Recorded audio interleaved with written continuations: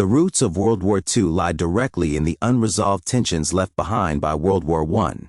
In 1919, the Treaty of Versailles ended the First War, but left Germany humiliated and heavily punished.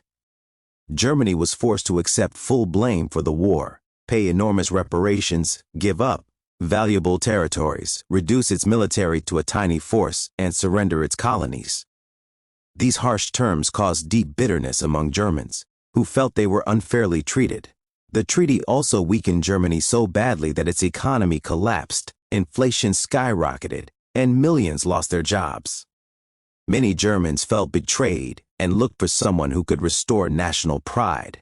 This humiliation became fertile ground for extremist leaders who promised revenge, renewed strength, and a return to greatness. Instead of creating peace, the treaty planted seeds of anger that would explode 20 years later.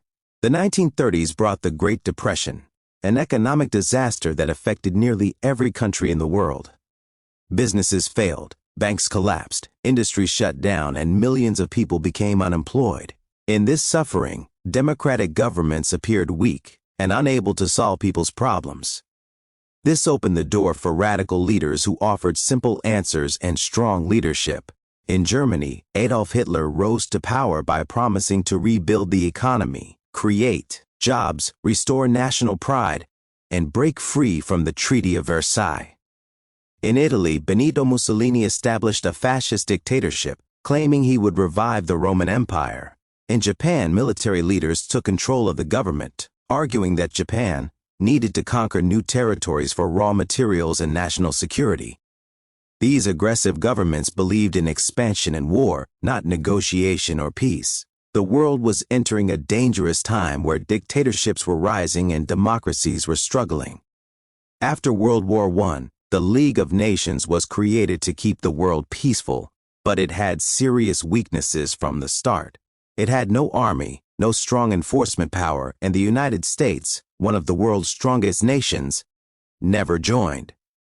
When Japan invaded Manchuria in 1931, the League protested but did nothing.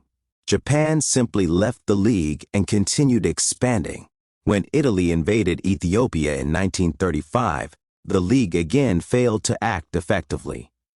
These failures sent a dangerous message: aggressive nations could invade others without facing real consequences. Hitler carefully watched these events and realized that the world was too divided and too weak to stop him. The inability of the international community to act decisively encouraged dictators to push further and take bigger risks, making war more likely. Hitler had a clear and ambitious goal: to rebuild Germany into a powerful empire. He openly promised to overthrow the Versailles Treaty, expand Germany's territory, unite all German-speaking people, and conquer Eastern Europe for Lebensraum, meaning living space for Germans. Step by step, he broke every rule set after World War I. First, he secretly rebuilt Germany's army. Then, in 1936, he sent German troops into the Rhineland, a region where the treaty had banned soldiers. Britain and France protested but did nothing, encouraging Hitler even more. In 1938, he annexed Austria-Anschluss without resistance. Later the same year, he demanded the Sudetenland region from Czechoslovakia. Instead of standing firm, Britain and France surrendered the territory in the Munich Agreement, hoping it would prevent war. But Hitler wanted more. By March 1939, he had taken the rest of Czechoslovakia. Each success boosted his confidence and showed him that the democracies of Europe were afraid of war and unwilling to fight back. Britain and France followed a policy called appeasement, meaning they tried to maintain peace by giving Hitler what he wanted. Their leaders still remembered the horrors of World War I and feared another conflict. They also believed Germany had been treated too harshly after World War I and deserved some fairness. However, this strategy completely failed because Hitler interpreted every compromise as a sign of weakness. Appeasement allowed Hitler to grow stronger without facing military resistance. Instead of controlling Germany, it encouraged further aggression. By the time Britain and France finally realized appeasement would not work, Germany had already become a powerful and heavily armed nation prepared for war. While Europe moved toward conflict, Japan pursued its own expansion in Asia. Japan faced economic problems and lacked natural resources like oil, coal, steel, and rubber. Japanese military leaders believed that conquering nearby countries was the only way to gain these resources and secure Japan's future. In 1931, Japan invaded Manchuria, and in 1937 it launched a full-scale invasion of China, committing brutal atrocities such as the Nanjing Massacre.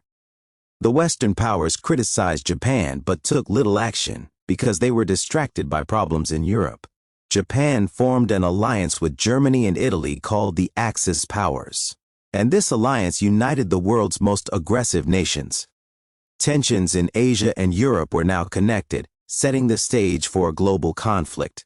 Despite all the warnings, the decisive spark of World War II came on September 1st, 1939, when Hitler ordered the invasion of Poland.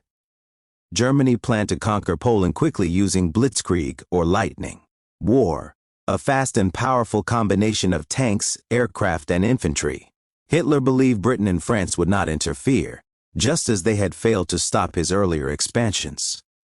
But this time, the situation was different. Britain and France had promised to protect Poland, and they realized that if they did not stop Hitler now, he would soon take over the entire continent.